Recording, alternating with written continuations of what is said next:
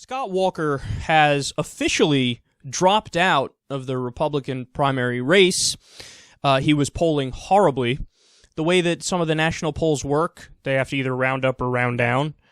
Word is that Scott Walker got less than 0.5% in the last poll, which means they have to round down, and he registered at 0.0%, which is terribly embarrassing, especially because he was leading in many polls just a few months ago.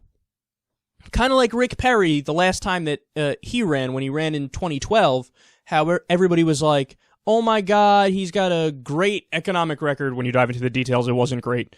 But they think, oh, he's got a good economic record, he's relatively unknown, but he looks like a leader. And Rick Perry was polling as he's going to destroy the field before the primary race in 2012.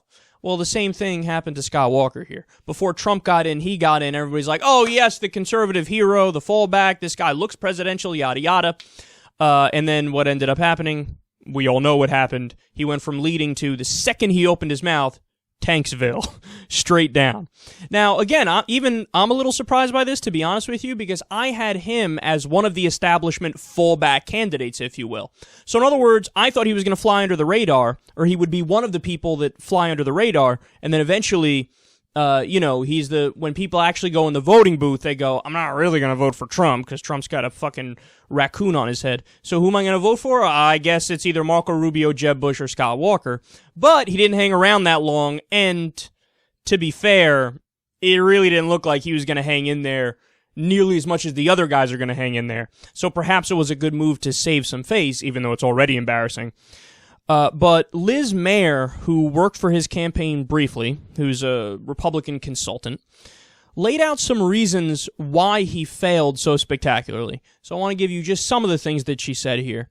She says, things he got wrong: misunderstanding the GOP base, its priorities and stances, pandering, flip-flopping, becoming so invested in winning, no matter what it took, that he lost sight of his real identity as a political leader.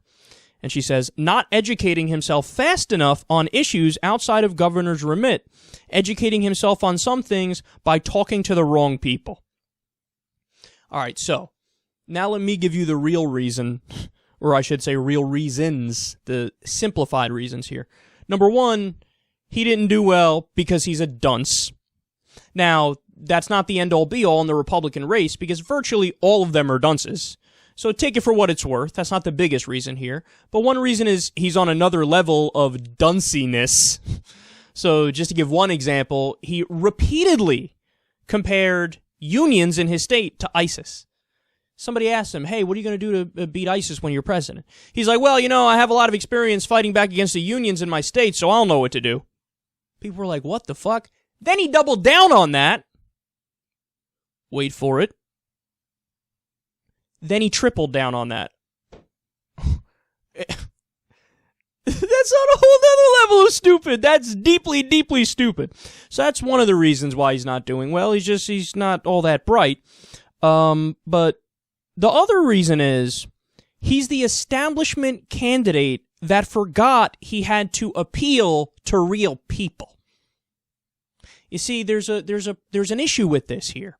Scott Walker is so used to the corrupt version of politics that we have in America right now that he forgot that it's not just about raising money behind the scenes and sucking off the Koch brothers, who backed him, by the way, or sucking off Sheldon Adelson or Foster Friess or any big money donors or any other lobbyists.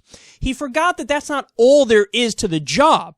He forgot that the way a good politician in this broken system functions is you raise money from those guys, and then you're also able to turn around and say to the American people, no, I'm with you. I'm with the working class. I'm with the regular guy. Here's why I'm with the regular guy. And oh my God, these other guys are sellouts, but me, I'm not a sellout, even though you are taking money from the big money people. He forgot that that's a thing. And virtually all the other Republicans, save maybe Trump and maybe a little bit Paul, they know that's a thing. And they're functioning within that system, and they get the breakdown. They get that you can't talk to Bob in Tuscaloosa like he's one of your billionaire donors. He doesn't get that, man. You know who else doesn't get this, just as a throwaway point here, but Chris Christie. Chris Christie, one of the things he's saying in all the debates is, we have to cut Social Security, Medicare, Medicaid. We have to do it. We have to be responsible. We're lying to the American people when we say that we can keep these programs the same. Now, number one, he's wrong about that, but number two, nobody wants to fucking hear that. Even the Republican base, when you look at the polling on this, they want to keep Social Security and Medicare. They don't want cuts for those programs under any circumstance. Even when you frame it as to balance the budget, they go, no, keep those. So this is another guy who's like, all right, everybody out there is just like my donors that I talk to behind closed doors, so this is going to be easy. I just have to make the same pitch I would make to my donors when I'm in front of the TV cameras. But that's a horrible idea. You're not going to win that way. So, I mean, to some extent, Mitt Romney had this problem as well. To some extent, the overwhelming majority of Republicans have this issue today as well. They're so corrupt, they're so backwards, that they don't get that this isn't normal. They don't get that people don't want our politics to be run by rich assholes, whether they're liberal or conservative. Nobody wants Wall Street running the show. And Scott Walker wholly bought into the bullshit dichotomy that we have in American politics. He was all in on the corrupt system. He didn't think there was anything wrong with it, and that's one of the main reasons why he tanked and one of the main reasons why he's out. So now I'm going to tell you who the new establishment fallback candidates are.